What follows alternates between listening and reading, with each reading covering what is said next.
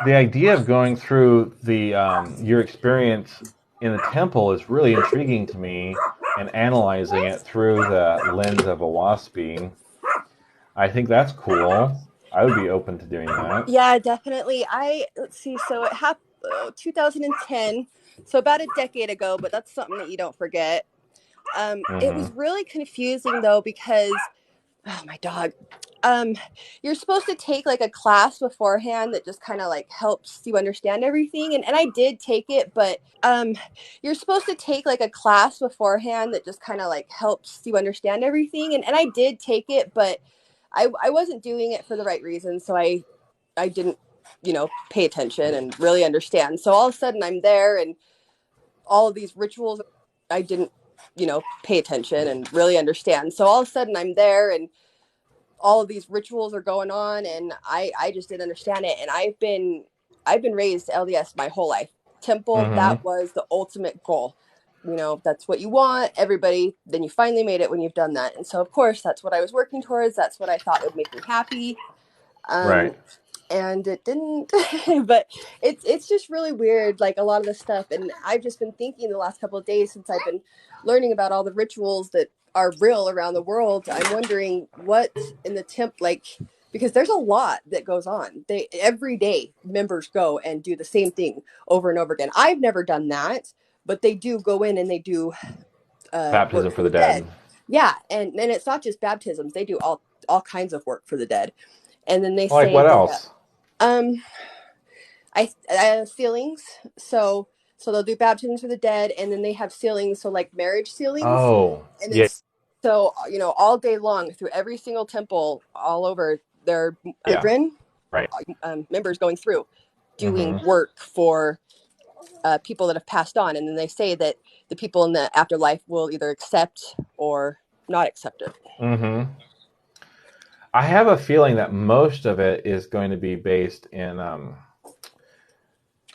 kind of counterfeit truth, because Mm-hmm. it goes against the principles of the journey after a body dies. But it would still be interesting to examine it, to see what is, um, like I was saying, the compass engage, and the what the The symbols on the um, garments. yeah, they're Freemason symbols, but they're older than that. Like I was saying, those those do have an origin in the creator. That is so Um, cool. I just think that's really cool because I didn't even know, the name creator until just a few months ago, and I just Here, let me show you something real quick. okay. It's really interesting. All right, baby mama. If I can find it,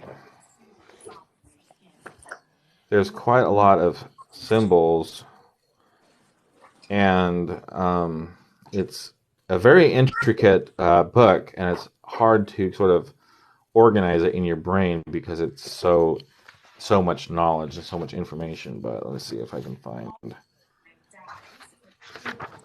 this one here. I'll be right back, baby. Okay, this is like um, it's going to be hard to see, but there's lots of symbols on here, and this represents kind of the early depiction of the development of language, and the language of is called panic, meaning well, it doesn't matter what it means. I can't remember, but it's all concepts related to our relationship with each other and our relationship with the divine.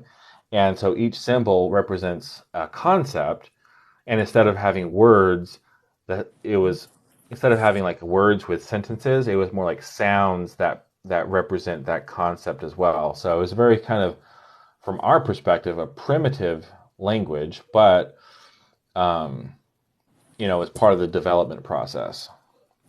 Oh, that's so interesting. There's so many stories of members who believe so much in their garments that they've been in fires and where their garments were they were not burned. I've heard Mm-hmm. stories like that all over, and I don't know what to make of them, but it's what they say about the garments. Yeah, I don't know what to make of it either. I think that probably there are a percentage of the stories that are true. I've heard that there was a couple people that were spreading false stories about that just to try and keep credibility. But I know personally, even 20, 30 years ago, of people having personal experiences with that, and they had no reason to lie. That was their own personal experience. Right. Well, When you I go through the also book of go ahead. when you Sorry. go through the book of Owaspy, you'll understand that there are lots of gods, and they are real, and they have real teachings and real followers, and they have real influence. So just because I don't believe that Mormonism is, I don't hold that Mormonism is true in the fact that it is not 100% in line with the Creator, and it's been inspired by like a false god. I don't deny the fact that there is power and insight and spiritual wisdom in that discipline, because there is. Mm-hmm. Um, it's difficult to really wrap your head around it from your perspective and my perspective as a Christian, because we were taught very specific things, and now we're trying to expand our thinking, and Yes. it can be difficult to try and keep everything together without thinking you're going crazy. But Exactly. It's nuts, and there, with everything, I believe that the teachings and everything have been really, really distorted because the church is really big on not judging and this and that, and it seems that that's mostly what the members do. I live in Utah, and it is completely different than any LDS or Mormon atmosphere that you would come across anywhere else. mm-hmm. Yeah, I run across a lot of people that say that's one reason why they left, whatever flavor of Christianity they were part of, was because the teaching says to not judge, but the members do the opposite. Mm-hmm. And so that's kind of, well, it's more than kind of, it's a pretty toxic environment. It is so toxic. I mean, not just about like that, but addict, or if you just smoke, or I mean, there's just so many things that it's just so hard to feel accepted. And I just literally went my whole life. I had all my brothers and sisters. I come from a crazy family, and I have one who wasn't as crazy. And I asked her, I said, why are you different from all the other brothers and Mm-hmm. sisters? And she said, the gospel. So that is the only reason since I was Hmm. 13 years old that I even forced myself upon it, because I just saw how unhappy my siblings were, and I wanted to be like the one that was happy, I thought. Mm-hmm. Yep. And I've been to LDS services in the past quite a lot, actually. I really enjoy the culture. I really enjoy the community. I really enjoy actually quite a lot. And you see people, fasting a testimony day, and everybody is so sincere and weeping over their testimony, and it's heartfelt, and it's you can get swept away in it. And I think it is sincere, but there's also an element of um, kind of like a social contagion where you you get swept away in the group mentality of it, and your testimony is real, but it's real because of the environment. Right. And so I'm not taking anything away from it, but trying to understand it. Once you start asking questions and having curiosity and getting that sort of resistance, because it's that type of behavior is not conducive to that sort of overall group sort of mindset, then it's a lot harder to maintain that, because now you're sort of disconnected from the energy of the group. And so in order to maintain that energy, it's it's helpful to not ask questions and to not have curiosity, and just to sort of immerse yourself in the teachings and just accept it, without Proof. question. Yeah, without question, without anything. And that's what it was. I'm 30, almost 38 years old, and my spiritual awakening, I kind of believe it started a few years ago, but it really came about in March. And Hmm. just everything that I'm learning is just so crazy. And I've wanted a testimony. I've wanted to be spiritual my whole life, but I could never, like, I guess I always just said, there'll be a day when I will go read the Book of Mormon. There'll be a day when I will strengthen my testimony, and I'll find out it's true. I'm just not there yet. I'm just not there yet. And then I guess, when I was there and I went and I looked at everything and I was like, holy crap, this is not what I wanted the outcome to be. I wanted to strengthen my testimony. I wanted to be like, yes, I know 100% that the LDS church is true. And not only can I not say that now, but now I am a little bit have some bad thoughts, and I really don't want to have that, but I do. I feel like it's getting worse. I feel like, just like everything else in the world, I mean, they're not even allowed to call themselves Mormons anymore. They have to say LDS. Yeah, the whole thing, the whole sentence. Mm-hmm. Every time it's like Islam. Every time you say Muhammad, you have to say the follow up. Blessed be his name or whatever, peace be upon him or whatever they Yeah, say. It's like this very much formal regurgitation. it's So, have I you read the go Book of ahead. Mormon now? 'Cause- No, I haven't. Isn't that just so crazy? oh, I've read parts of I've it. read the Book of Mormon. See, I bet you can ask so many Mormons that, and will all say the same thing.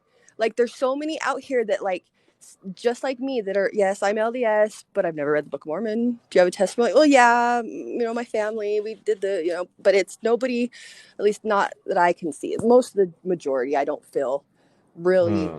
really reads the Book of Mormon, really, really goes into it. And then I look at the people that do, and I'm like, do you really feel it? It's like, what are you feeling? Because I have got more answers in the last 8 months about who I am, why I am the way that I am, why things work, Mm-hmm. peace, just so many answers I've been looking for my whole life. And I'm reading the Bible. Now I'm looking into all this For stuff. yourself and not Hmm. through like a doctrinal system. Right. Um, I would say the truest words in the Bible are the words of Jesus in like there's two parts. The Sermon on the Mount is probably like the pinnacle of truth in the Bible. And then the book of James. The book of James outlines where temptation comes from, what true religion looks like, how to interact with each other as equals and brothers and sisters. Those two pieces are probably the best parts in the Bible. Everything else is subpar. Yeah. So James, and what was the other one? Sorry, I'm writing it down.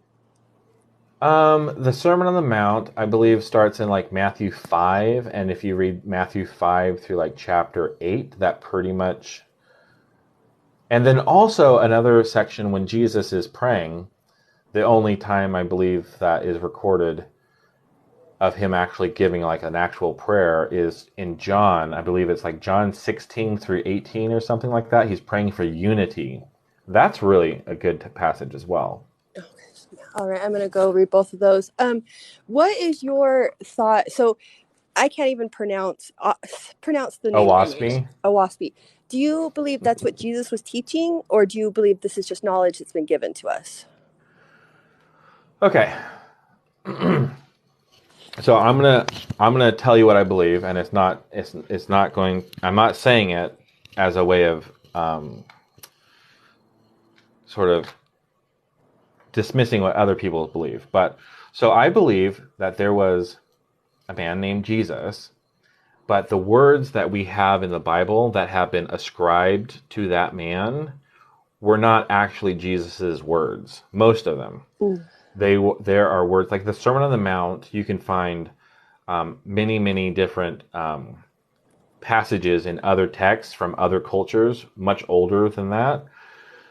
There's a lot of evidence that the words of Jesus were kind of cobbled together to create this character of Messiah for this new age of Christianity. So when I say the words of Jesus, I'm in my heart, in my head, I'm basically saying the words that have been placed upon this character of Jesus. He was real. He lived. The most of the words of Jesus most of them. There are some passages that are sort of take a left turn, are are right in line with the principles of a WASP. Being content, being selfless, serving others, helping others, you know, understanding that the kingdom of God is inside of you. These are all truths. When Jesus says, "I did not come to bring peace; I came to bring a sword and to, basically set you against your mother and father and your brother and sister." I I don't see how that's messages from the Creator at all. I think those are add-ons that are not in line with truth. But yeah, WASPy actually covers this, gives you the origins for Christianity and tells you sort of like the history of Buddhism and Christianity and Islam and Zoroastrianism, and tells you, it gives you the resources to do your own research, and you can Google till your fingers are bloody and start confirming all these different things. And you're like, oh, wow, everything's connected. And here's why some parts are consistently pointing to the Creator, and then these are the add-ons that are kind of like distractions and kind of manipulations of the text. There's so many distractions. I think that there's probably Hmm. people out there that sit in a room. How can we distract the world? Yeah, definitely. A whole group of people, smart people. Hmm. I Hi. would definitely recommend. I don't know what your. I mean, $30 if you can in the next couple of weeks save up $30 and buy a hard copy of a WASP. That's the best thing you can do. The second best thing to do is just to read it online, which is totally accessible. It's free. There's several sites you can read it from. But just dig into it because it's a big book and it takes a while to go through, but it will start answering questions, and it'll challenge it'll challenge your worldview, which is something you're already doing. Yes, yes, that's what I want. Like, I feel like the reason I couldn't get into the Book of Mormon is it just didn't feel right. Like, if a book feels true and it's answering my questions, I don't care how big it is. I just want the truth. Yeah. I think that's a great approach. I think that's awesome. Um, yeah, I definitely encourage you to do that. And um, what else? Well, just like, I believe Jesus was teaching everything opposite than what we've been taught he was teaching. Mm-hmm. Just like you said, he is probably just up there going, "This is not what I was saying." Yeah, when I left my Bible study it's coming up on about a year ago. I was in a Bible study. Even when I had left Christianity, I just didn't tell the Bible study because I really enjoyed their friendship and I enjoyed studying the Bible. I still enjoy studying the Bible.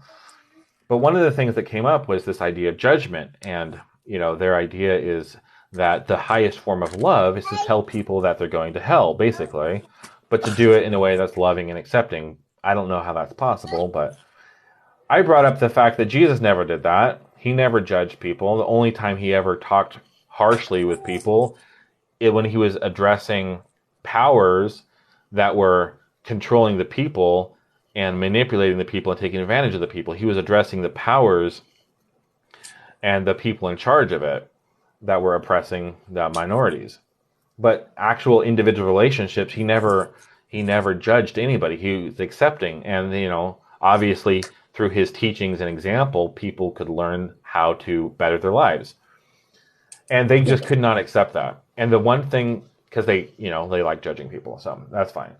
The one thing they brought up was the one story of Jesus writing in the sand, um, the lady who was caught in adultery.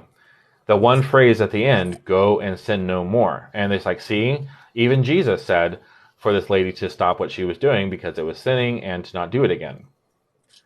The Right. thing is that they don't understand is that story was injected into the text 400 years after the fact. And we know this to be true because of scholarship and studying the texts. And so that was something that was not said by Jesus and was added to the text 400 years afterwards. Oh my So the goodness. one story they can come up with about, yeah, we're supposed to judge people isn't original at all to the text. Not surprising. Do you Yeah, it's believe that unfortunate. do you It's believe that unfortunate. there's forces behind helping us by chance? Oh, yeah. Oh, great, good. Because I do too. I really do. I don't know what I'm seeing, but I'm clearly seeing stuff, and I believe they're here to help. I never feel bad when I feel them. I really don't. So in the OWASP, you're going to get a kick out of some of this. It talks about the behind the scenes stuff, and it talks about how angels and gods from the high raised heaven is called the emancipated heaven or the etheric heaven will construct ships of fire and light that will come down to the lower heavens or even to this physical realm, and they will look like the stuff you're videoing, like comets and asteroids and beams of light, and like there's a depiction of a convoy of ships that is the whole convoy as a whole looks like a pyramid in formation, and I know there are UFO sightings in that exact formation, Hmm. It's always and three and a pyramid, always. hmm and there are other boy, when you start reading Owaspy and the behind the scenes of the roadways of in the universe that these ships travel in, and then the depictions of the nebula and all these different elements, it's it's amazing. It's Oh, I'm so so accurate excited. because we can see it with these new telescopes that are coming out. Um, I'll tag you in a video so you can see one of my older videos. You won't have to scroll all the way down of a video I did, sort of comparing what's in a WASP to what we have pictures of today. It's pretty remarkable.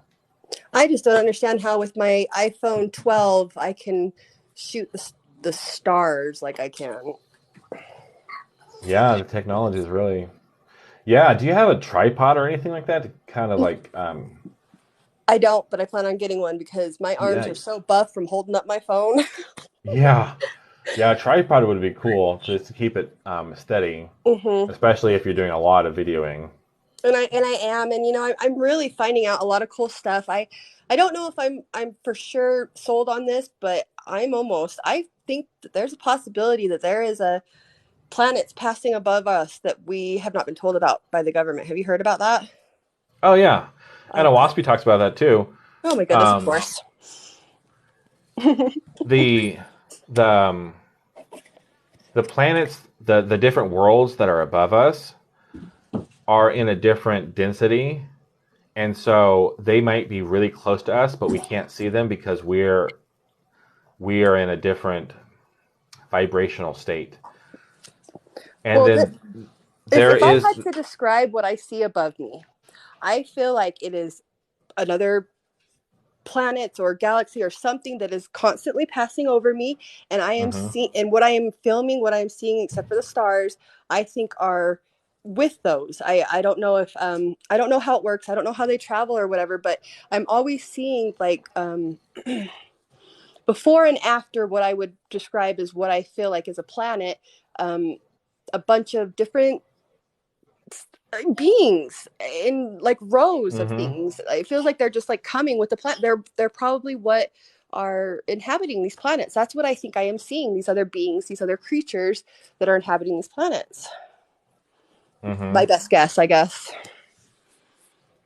Well, as we grow and as we one of the sort of instructions we've been given is to master the elements around us and within us. And as we grow, our ability to see things that we didn't see before, to be able to understand things we didn't understand before, to sort of understand reality is going to increase and increase and increase. And so these worlds that are at a different vibration, different density, most people can't see. But as we develop ourselves on this path, we start.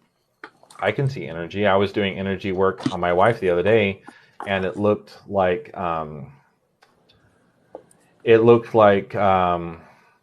light shining on water and the ripples and stuff. I mean, it was very cool, which it's new. I don't Yeah. normally see energy like that, but it's all part of the growing process. Well, if I had to describe how I see energy, I saw a Leonardo. Da Vinci painting. It's the main one. I'm sorry, I don't know what it is, but how he is depicting the wind in a circle like that. I don't know if you know Mm-hmm. what painting I'm talking about. That's how I see energy in the air. I am always seeing the wind moving, almost like a vortex. I can see the wind move, Okay, and the reason why that's I'm laughing is because that is that when the creator spoke, motion started in the form of a vortex. And let me show you some pictures of exactly what you're seeing. If okay. I can find it real quick. So these are primitive. This is chalk on a chalkboard, but this is a primitive depiction of Yeah. how motion works and how the universe moves. It's in a vortex and a spiral, and there are other. Um,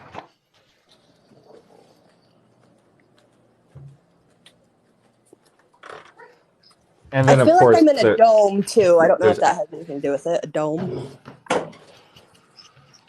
not flat yeah, Earth the whole stuff. idea I of just feel like a dome. It's like it's a circle. I feel like it's I sometimes even feel like it's protection.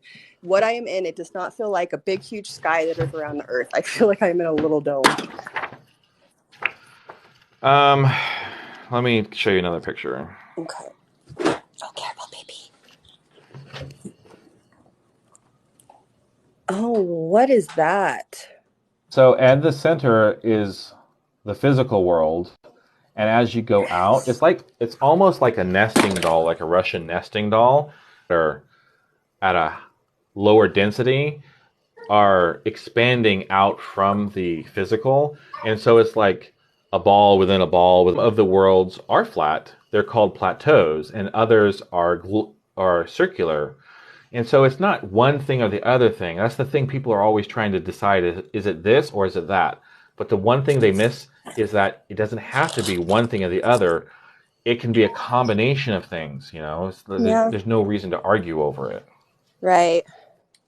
What we're living in now is a circular world, but like we were talking about the different worlds and how there's kind of like this overlap. Some people can see them, some people can't. Some of these plateaus that are flat, I believe a lot of the evidence for the flat Earth is from this kind of overlap of realities. That makes Because there so is much evidence for a sense. flat Earth. There is some things out there that, because I've always thought my whole life, like just when I've been like driving far distances, how is this working? Am I on how am I on a ball that is spinning? And I don't know. I just didn't understand it. I've never understood it. You'll understand it when you read the Book of Philosophy. I mean, you'll start to understand it. It's something I am still struggling with, but I feel my knowledge has expanded tremendously I since. love that feeling. I 4 months ago I could barely even talk to anybody but what I'm feeling, and here I am on a live. It's so hard, very in the beginning, to really, you're like, yes, I believe it, but I can't explain to you why. And so it's just nice when you finally get the confidence and the knowledge to be able to say, look, this is why I believe this. And Hmm. yeah, it's just a great feeling. I literally was in bed before I had my son. I got pregnant in 2020, and for the 4 years before that I never got out of bed, and my life has Oh, just completely changed, and I'm just so happy. It's just, so many people are waking up. It's a oh really yes, it's a really exciting time to be in this world right now I because agree. I agree. we're witnessing a change of cycles. We're going from one era to the next era, and right now we're in a 400-year transition period. But at the end, which we will be already out of here by then, at the end of that, when we're in the seventh era, 100%, it'll be amazing. Like the people who live here during that time will have a way better, a much more unified, peaceful existence. And I think that that world that you're talking about, I don't know if that's a world I come from, but that is a world that I need. I cannot be in a world where people are not kind. Like, I understand that there are hard things in life, but there's a way to handle those things. I am just so sick and tired of people being rude and not kind. I'm done. Well, even in the worlds to come, there will be an element of selfishness. Oh It's a yeah, you're true. it's a Right. path of growth. It's a path that is full of lessons. And why do you think there are so many false gods depicted in all of the religions? Because they have a choice. They can either choose to serve the creator or they can choose to serve themselves. And many gods, um, listen to their ego and they decide they can do things better for themselves. And they wind up causing chaos and darkness, even in these heavenly realms. So it's a journey. There's not going to be a final destination of, there's always going to be darkness and light. But the higher we go, the less darkness there will be. That is true. Definitely. Do you believe that we're ascending, or that something's happening to us, we're evolving? Hmm. I definitely believe that myself. Oh, Jackson, no, no. There are instructions in a WASPy that my wife and I started following shortly after we started reading the book, and it has allowed us to develop awareness and sensitivity to things, and more discernment and more ability to navigate the energetic realms than we did before. So, there are things you can do to increase the growth rate, let's just say. Are you big into meditation? I don't meditate as much as I should. I have lots of excuses. None of them are good. But my wife and I both meditate, and we both do energy work on each other and for our house, clearing our space, and we do that. And we're vegetarians. There's some things that we do, and some things that I stopped drinking alcohol. Me too. It's just too compromising for my growth. Yep. I think that it invites in other spirits, and it makes you not, definitely not your higher self or anything close to it. Yeah, and meat does the same thing actually. I'm Um, learning that too. I'm starting to become a vegetarian, something I never thought that would be, but I can't. I'm watching everybody around me eat all this stuff, and I'm just like, I cannot put that in my body. I can't do it. yeah, it makes you sick to your stomach after a while, thinking like. So that distinguishes faithism from the ways of the Creator from like Christianity is the Creator is the source of life and values life, and He will never instruct us to take life, whether that's in a war or to acquire food or whatever the reason is. Anything that has the breath of life in it is to be held sacred as one of the reflections of the creator. And when you take in death into your body, that's what your body starts reflecting is death. And even though meat can actually be really good for the physical body, it's no good for your spiritual body. And that's the I have thing that lost we're 50 pounds. Oh, that's great. That's 50 awesome. pounds. I know I had a baby too, but I can't eat. I live off of milk because I'm terrified of water. I know that's horrible, but I can't No, seem water to. is horrible. Oh, thank you. I We live off we of have to milk. filter our water. We have a filter for drinking and cooking, and then we have a filter in our shower and also for taking a bath. We don't touch tap water at all. It does not enter our bodies. Does not touch our Yeah, and bodies. there's a lot of things in my life that I haven't done. I know this is going to sound weird, but I've always kind of had a problem like brushing my teeth or drinking water. Those are just two examples that I'm Mm. going to use. And then I find out that there's things that my body was not doing, and there's a reason why I wasn't very good at that. I wanted to brush my teeth, I want to be like, yes, but for some reason my body like was just, I think it was the fluoride. I don't know. I'm just trying to figure it all out. Well, try brushing your teeth with coconut oil. I've been wondering to what I can use instead. So coconut Coconut oil, I oil and definitely have clove that. oil are great for your teeth and gums and bacteria and everything. Do you know anything bad about milk? Because that's literally what I Yeah, live off of. Oh, great. milk's pretty horrible. Even worse than water? Or what would you? Um, I guess if you're talking about filtered water, then yes, it's pretty horrible. What is bad But about it? I don't know, baby. mm, well, it depends. I mean, you could talk about the hormones and the antibiotics and the vaccines that they put into the cows. You could talk about that Right. part of it. But milk is very mucus forming in the body, and it will cause your lymphatic system to clog up and create a sluggishness. So Mm. the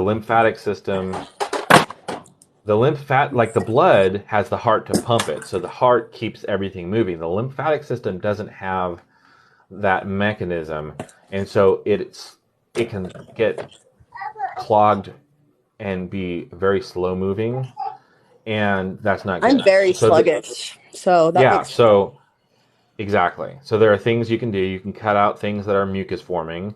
You can have lymphatic massages that'll help get that lymphatic fluid flowing. Um, One of the best things you can do is start learning how to fast. Water fasting or dry fasting is really great. So I was going to mention, I've lost 50 pounds since March because I'm terrified to eat. I have heard something that part of the fasting helps you to receive the downloads, to receive the information. And so I also think that not putting all that into my body has also helped with my awakening and seeing and Hmm. everything. Yeah, Definitely. and when I say milk is horrible, like it's not like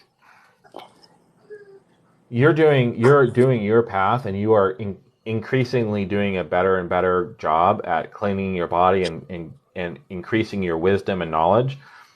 It's just something to consider, like um like like fasting is not required, but it's helpful. Refraining from milk is not required, but it's helpful. Just Right. things for you to consider. Right. Well, that'll definitely be my next journey. My life's been a little crazy. We've kind of had a home issue since March, but we, like I said, 2 weeks and we will be in our own home and everything is finally coming Cool. together. So I'm super excited. That's awesome.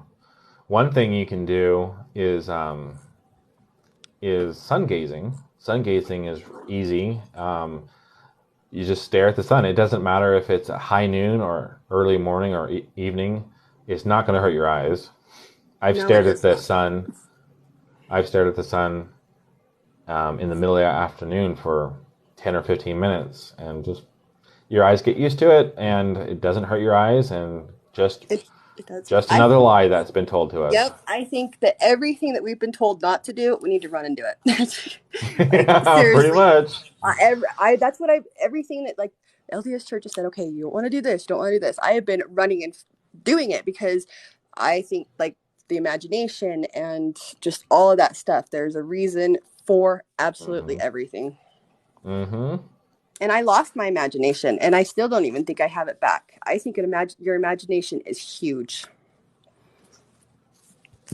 You don't That's think my opinion. you're pink elephant? Pink elephant? I lost Yeah. it. What did you see in your mind when I said pink elephant? Oh, a pink elephant? Oh, guess what? You still have an imagination. Okay, I know it's back on. I'm just saying for a long time, like for a decade, I remember I used to like imagine what would happen in my life like I do now, like they tell us to do now. I used to do this 2 decades ago, and I Mm-hmm. stopped doing it and I just I think that that's just part of the thing. Like they turn off your pineal gland, your imagination. Mm-hmm. There's just so many things that just are to keep you indoctrinated and Mm-hmm. brainwashed. And I just, oh, it's just so crazy. And I was going to ask you, you sound like you have a really good relationship with your wife and you both really understand what's going on. My significant other of 6.5 years literally thinks I'm crazy and it's really causing issues. I was just wondering, has she always been open to all of this? Yes and no. This is a new path for both of us.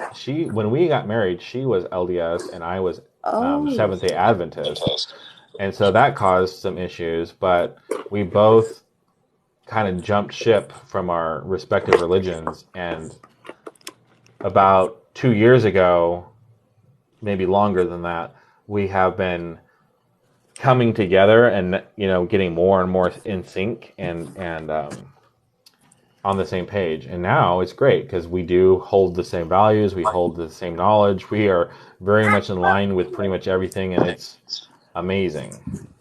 Oh, I can't wait. I really do think he's my twin flame, if you believe in that, and that he activated me. And he's a really good man. He's just being kind of a stinker right now. Well, I would say um, you're going to have to learn to keep things to yourself. Yep, that's what I've been learning. And be okay with that because he's on his journey as well, and you're not wanting to hijack his journey because he has truths and lessons he Oh, I needs to love that you learn. just said that. That just so resonated with me. Yes, I do not want to hijack his own journey. Oh, I love But that you just said that. so you guys through osmosis or symbiosis or whatever, living in the same environment, your influence is going to be on him and his influence is going to be on you, and there's going to be this kind of like pull and push, and eventually, because water always seeks to be flat and level, right? Mm-hmm. There will come a time where there will be more synchronicity, like there will be more unison, but if you force it, it won't happen. Okay. Oh, you're so wise. We're living separate right now. He's in a spare room with his parents, and I am with our son. So it's also Mm-hmm. harder to connect when. But I think this all was supposed to happen. We were supposed to grow without each other, and now we're ready to come back and grow together, I think. Mm-hmm. Yeah, everything happens for a reason. Oh, yes. Well, I better get this little man to bed. I really enjoyed this, and I definitely want to do it again. I'm going to have some more questions next time and be prepared. Awesome. Well, yeah, join us on Facebook or join me back on here. It's all good. I can't wait to keep going. Well, great, David. It was so nice to finally talk to you, and thank you What's your so much name, for all by the your way? advice. It's Jamie. Jamie. Okay, nice Yes. to know your name, Jamie. Have a good night, everyone.